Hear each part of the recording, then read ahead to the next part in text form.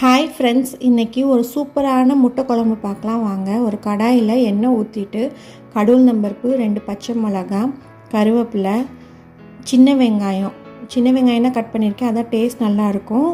அப்புறம் உப்பு போட்டு நல்லா வதக்கிக்கலாம்.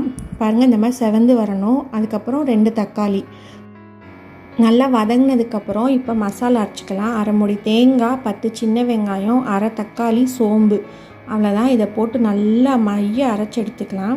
இப்போ வெங்காயம் தக்காளியாக நல்லா வதங்கிருச்சு. இப்போ அரைச்ச விழுதை போட்டுக்கலாம்.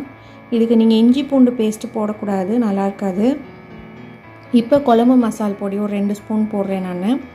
போட்டு நல்லா கலந்து விட்டு தேவையான அளவு தண்ணி ஊற்றி நல்லா கொதித்து வற்ற விடுங்க. இப்போ நல்லா வற்றி எண்ணெய் பிரிஞ்சு வந்துடுச்சு. இப்போ 2 முட்டையை அடித்து ஊற்றிக்கிறேன் நான். இப்போ அது கூட வேக வச்ச முட்டையை போட்டு இறக்குனா நம்ம சூப்பரான முட்டை குழம்பு ரெடி.